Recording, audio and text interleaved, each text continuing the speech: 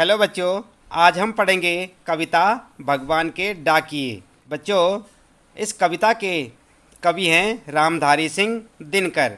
तो सबसे पहले हम पढ़ेंगे कविता, उसके बाद कविता का सारांश और अंत में कविता से संबंधित प्रश्नों के उत्तर यहाँ पर आपको बताएंगे। तो शुरू करते हैं कविता भगवान के डाकिए।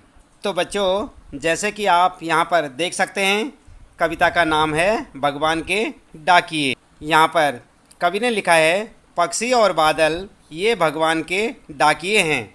आप देख रहे हैं ना, यहाँ पर पक्षी और बादल ये भगवान के डाकिए हैं जो एक महादेश से दूसरे महादेश को जाते हैं। हम तो समझ नहीं पाते हैं, मगर उनकी लाई चिट्ठियाँ पेड़ पौधे पानी और पहाड़ बाँचते हैं। बाँचने का मतलब होता है बच्चों यहाँ पर पढ़ना। जो पक्षी और बादल जो संदेश लेकर आते हैं, जो चिट्ठियाँ लाते हैं, उनको कौन पढ़ते हैं? पेड़ पौधे पानी और पहाड़। आगे यहाँ पर कवि ने लिखा है, हम तो केवल यह आंकते हैं कि एक देश की धरती दूसरे देश को सुगंध भेजती है और वह सौरभ हवा में तैरते हुए पक्षियों की पाँखों पर तिरता है और एक देश का भाप दूसरे देश में पानी बनकर गिरता है। तो बच्चों, ये थी यहाँ पर कविता जो कि रामधारी सिंह दिनकर इसके कवि हैं। आगे देखते हैं यहाँ पर पाठ का सारांश। आप इस प्रकार से पाठ का सारांश लिख भी सकते हैं। प्रस्तुत कविता में कवि ने पक्षी और बादल को भगवान का डाकिया बताया है, जो मनुष्य को प्रेम त्याग और सद्भाव का संदेश देते हैं। कवि पक्षी और बादल का संबंध मनुष्य से जोड़ते हुए कहता है कि ये दोनों भगवान के डाकिए हैं। जिस प्रकार सरकारी डाकिया देखा होगा आपने, पोस्टमैन, जिस प्रकार सरकारी डाकिया हमारे लिए हमारे प्रियजनों का संदेश लाता है, उसी प्रकार ये प्राकृतिक डाकिए हमारे लिए भगवान का संदेश लाते हैं। ये डाकिए किसी स्थान विशेष के लोगों के लिए संदेश नहीं लाते। पक्षी आकाश में यहाँ वहाँ भ्रमण करते रहते हैं तथा बादल उमड़ घुमड़ कर पृथ्वी का चक्कर लगाते रहते हैं। इनका विचरण देखकर ऐसा लगता है कि ये भगवान के डाकिए हैं, जो भगवान का संदेश लेकर सभी देशों अर्थात पूरी पृथ्वी के आसपास घूम रहे हैं। यह सह संदेश मनुष्य में बांटते हैं, पर अपनी अज्ञानता के कारण मनुष्य उनका संदेश नहीं समझ पाता। इन प्राकृतिक डाकियों की लाई चिट्ठियों को पर्वत पेड़ पौधे और नदियाँ पढ़ती हैं। पेड़ पौधे अपनी वायु, धरती अपनी सुगंध तथा नदियाँ अपना जल किसी सीमा विशेष में रहने वालों के लिए नहीं रखती।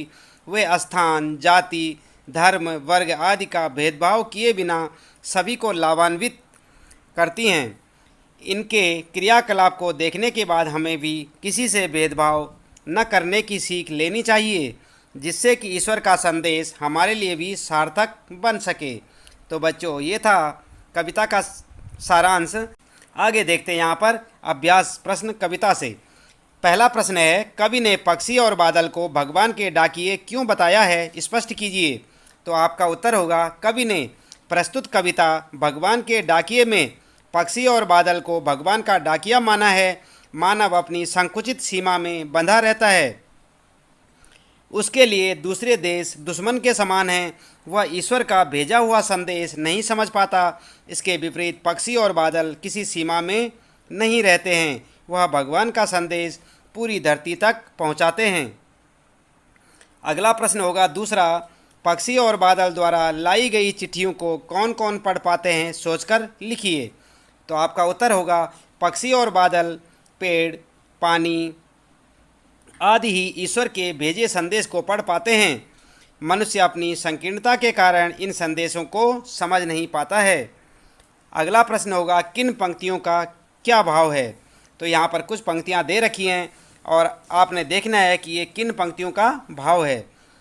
तो जैसे आप देख रहे हैं यहाँ पर, पक्षी और बादल प्रेम सद्भाव और एकता का संदेश एक देश से दूसरे देश को भेजते हैं।